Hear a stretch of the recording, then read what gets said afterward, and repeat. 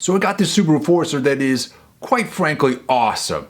I'm a sucker for multifunctionality, and this thing is the king.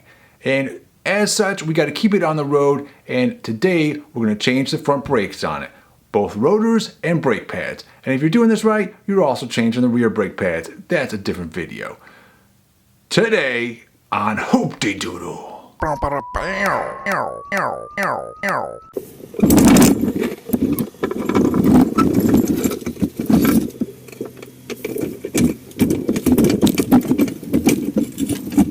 Jack underneath the car and getting it established, and then where the wheels are still in contact with the ground, I am loosening the lug nuts on the wheel on both sides of the car, and then I am fully jacking the car up and then removing the wheel completely so that I have access to the actual brakes.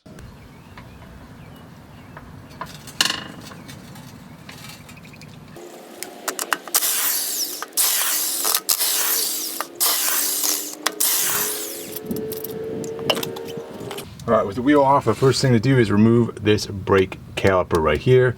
To do that, there are two bolts. There's one right here, and there's one back there. So that bolt right there. And down the bottom, this bolt right here. These are both 14 millimeter.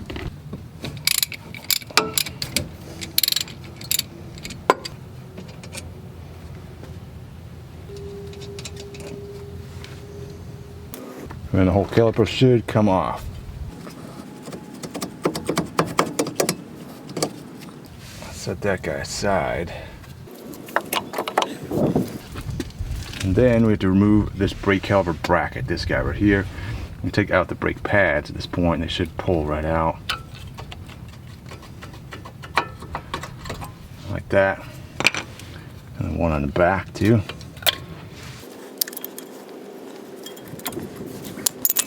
Now we can take off the bracket, and that one is a 17 millimeter. And again, on the back, you've got a couple bolts. There's one right here, and there's another one down here where the wrench is already on that bolt. Alright, well there's your caliper bracket, and then these little boots here, and these sliders, you can take these out as well, and re-lube this stuff up. Alright, so I'm going to go ahead and clean off the old grease to a degree here. Make sure I get all the dirt and debris off of it. I'm going to clean out this guy here as best I can. Alright, I've also used some brake cleaner to clean out these guys right here where the little pins slide into. Now I'm going to go ahead and reassemble this, and one of the ways to do this is to stick the boots in first.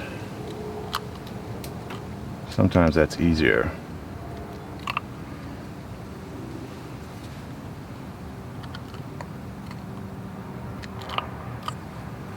And we got our pins, and the one pin with the little bushing on the end of it, that guy goes on the bottom. So it'd be like this. This guy goes on this one on the bottom. We got some high temp grease here. Put this guy, get this guy nice and greased up.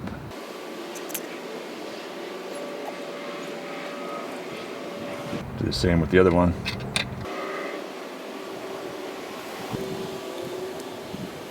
Alright, then on these bolts that hold this bracket here onto the car, I'm also going to put some anti-seize on these. Back here, specifically where the sort of washer is, because that's where it starts to rust in. So the rust is mainly down here where the washer is. It's not up in these parts of the threads where they're in the car.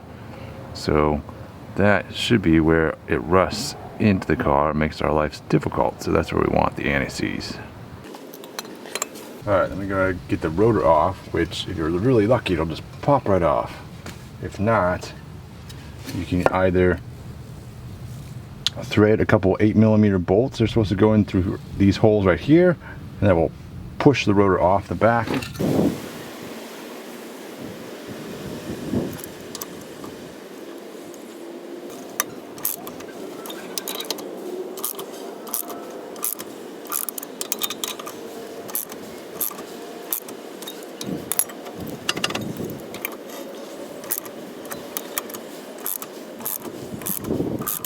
Alright, here's my new rotor. Clean it off with some brake cleaner. Both sides. And another thing you're going to want to do for your future self, a version of yourself that may be older and possibly even lazier, is to put some anti-seize on this thing. So I've got some copper anti-seize, and I'm going to distribute that stuff around the little hub here, so that this is where the two pieces of metal, the hub and the rotor, come in contact, and this is what sort of gets rusted together. And so this anti-seize will prevent that from happening and make the rotor come off nice and easy next time. Stick it up on here.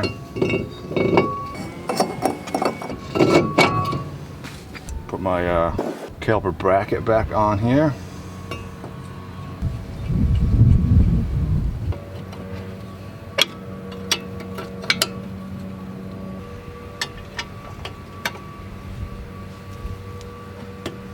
Alright, then these bolts for this caliper support bracket, they get tightened down to, or torqued down to 59 foot-pounds. Here's my new disc brake pads here, and the same thing, some anti-squeak to put on there.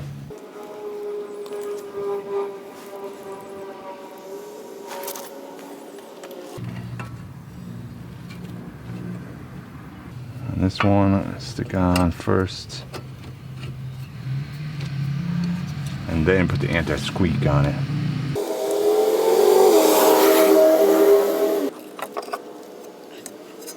Now this guy, you can see my boot. The boot is torn right here, the dust boot. And I have to get a new one of those, but that will be a different video for a different day. Right now I'm just going to compress these pistons down into the caliper.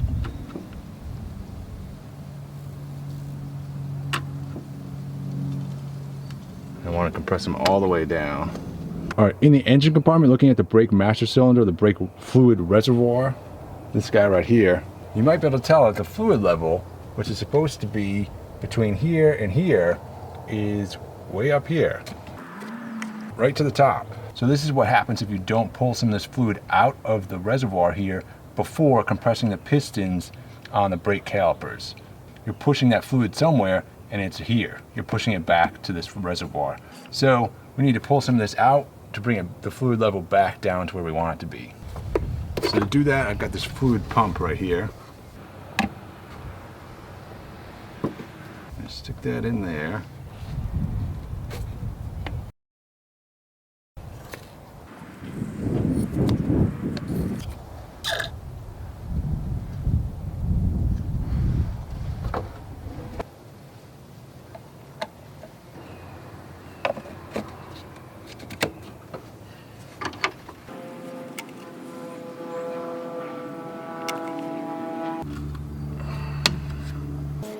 And then I can stick this over the brake pads,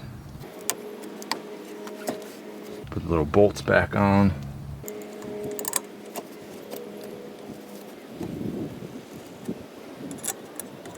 Alright, then these guys get torqued to 27 foot-pounds.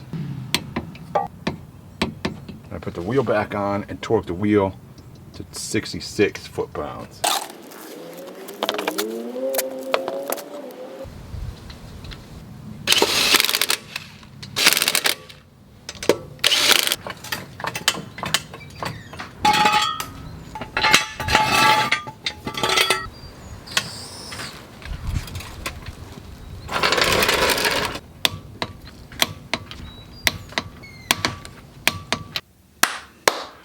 So that's it. You should be done at this point. The only other thing to do is to drive this car slowly around the block and make sure that it's working properly. Before you even do that, check to make sure you have a nice hard brake pedal feel, and then take it for a short test drive, make sure it's working.